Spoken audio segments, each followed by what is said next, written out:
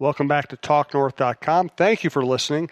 If you can, please download before you listen. It helps our business. I'd also like to thank our producer, Brandon Morton, and let you know if you'd like to sponsor this program or any of the programs on the network, you can reach me at jsouhan47@gmail.com.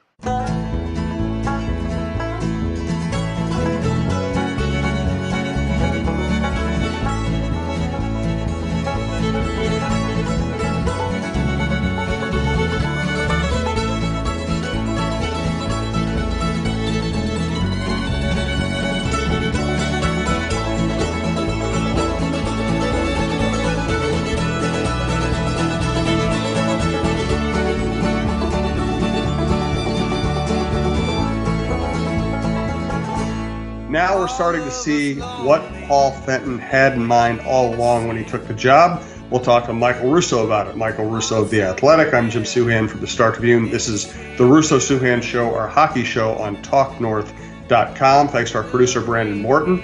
Follow us on Talk North Pod on Twitter. Please download before you listen. And if you'd like to advertise with us, you can reach us at talknorthpodcast@gmail.com. Thanks to our sponsors, Delano's Pizza in downtown Minneapolis, Twill in the Dining Galleria, FixologyRepair.com, and Tony Hoaglund, your State Farm agent in Champlin. So, Michael, just give me your overall summary of what Fenton has done in the trading act, in the trades that he's made. Well, I mean, the last two, you could definitely, as you mentioned, see what he's doing. The Ryan Donato one, instant impact, at least right away. I think I don't know if we've done a podcast since the coil for. I think we did since the coil for Donato and a pick trade. But look, I think Charlie's time had come. It was time to move him. And what he does is he gets 4 or 5 years younger than him, and somebody that might have some upside. And what has been really kind of a revelation about Ryan Donato is we kept on writing how he's a shoot first guy, which he absolutely is. But he has good vision on the ice, and he can make plays, and we see it right now. He's got 5 assists, not to mention his game-winning goal in overtime. He's got 5 assists in his 4 games with the team, and a lot of them, and he could have a lot more. A lot of great setups. Obviously, the Jason Zucker one the other day for the tying goal as well, and he just looks awesome. With the Fiala one, I think, look, I wrote about it the day before the trade happened, that this trade was likely going to happen. It's something that's been going on for weeks. The two have been in conversations, David Poile and Paul Fenton. And I think that he became very fixated on trying to acquire Kevin Fiala. He calls him electric. He calls him a game breaker. You could see the skill on the ice. What I liked about Fiala's game in Winnipeg was every time he gets the puck on the power play, he tries to make a play. Where, the Wild love to just hang on to that puck and stand stationary. And I mean, how many times do we see it? And look, we know that Granlund's a great guy, but how many times do we see it on a power play where Granlund would get the puck along the half wall and just stand there for 10, 15 seconds trying to make a play, and the PK would just kind of stop still and just essentially smother everybody else on the ice, where this guy, every time he got the puck, he was trying to make a play. Where I do wonder if he's going to ever become the quote game breaker that Paul Fenton thinks is I don't think he has the kind of explosive speed that I think a lot of times he needs to become that game breaker. I don't know if it's because of the leg injury that he had a couple of years ago, but you see that he is a very smart, skilled player, and we'll see if it works here. I think with the Granlund trade, what was shocking to me and a lot of people around the league, including GMs and scouts and assistant GMs I've talked to in the last 2-3 days since the trade deadline. I'll give you an example. I talked to a league executive yesterday for another team, and he goes, what's going on? What was with the Granlund for Fiala trade? And I said, what do you mean? And he goes, I mean, is Granlund a bad guy or what? I'm like, no, Granlund's a great guy. He's a hard worker, skill, blah, blah, blah. He goes, well, how do you only do that trade 1-for-1? Like, I've never seen a trade where you trade the known quantity for the unknown quantity and not get at least, say, a second-round pick back, because then if the unknown quantity flames out, you can say, well, at least we traded Granlund for a second.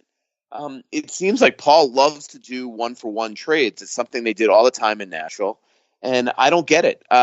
He kept on saying the other day, almost defensively, it's not a fair hockey trade. It's a fair hockey trade.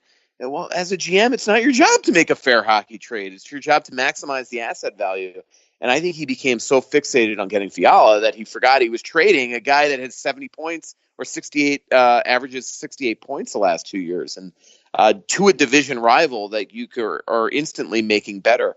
And the other thing is that say they couldn't get a top pick out of him, but it was going to be Ryan Hartman, and maybe he didn't want that. That made all the sense in the world, a right shot guy. But what Poyle did brilliantly is he then was able to use maybe a part of, because I was starting to hear that it could be Fiala and Hartman. What he was able to do is trade for Granlund 1-for-1, and then he turned around and took Hartman and a pick and acquired Wayne Simmons.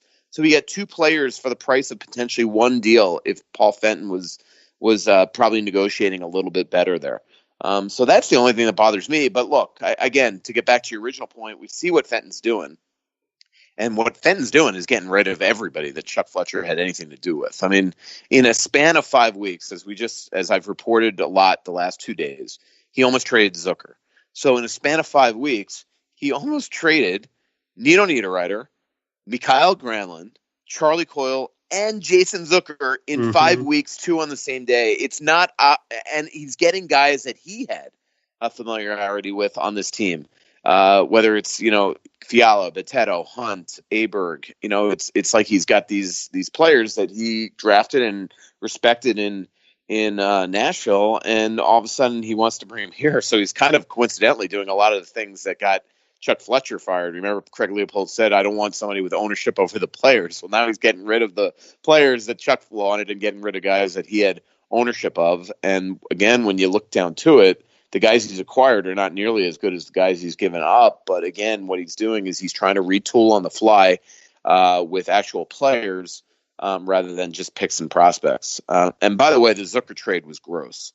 I don't understand what he was trying to do there unless it's just gotten, it's gotten to the point where he just hated all the Wild players, unless he just like, I don't like Nino, I don't like Coyle, I don't like Granlund, I don't like Zucker, and he just wanted to get rid of the contract. But Michael Frolik and a pick, which is what I'm hearing the trade was, it was 100% Frolik. I can tell you that for a fact.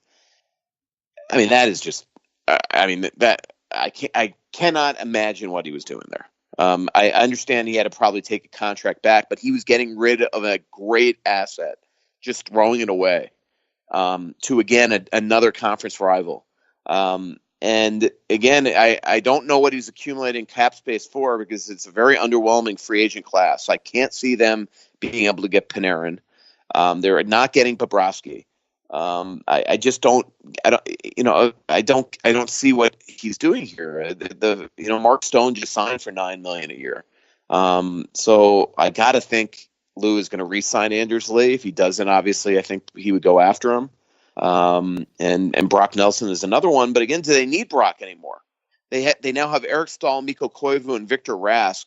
And not to continue my rant here, but Jim, what has been so cool about what we've seen here over this 4-game winning streak is Joel Eriksson Ek and Luke Kunin taking this next step, not being blocked by guys in front of them. Well, now they're blocked. They have you just re-signed Stahl. You're going to have Koivu back, hopefully, and Victor Rask. Joel Eriksson Ek needs to get elevated ice time and responsibility. Luke Kunin needs to get elevated ice time and responsibility. Look how well they are playing. And now all of a sudden it's like, I keep on hearing that he wants to go after Brock Nelson this summer. Well, Brock's a center, a left shot center, by the way. Like, where's he playing? And if that's the case, where's Eriksson Ek going? And, the coincidence of Eriksson Ek becoming an absolute star here right now, not star, but a great, great player right now, is that, but trust me, I've heard from a lot of people around the league, Fenton was trying to give away Eriksson Ek earlier this season.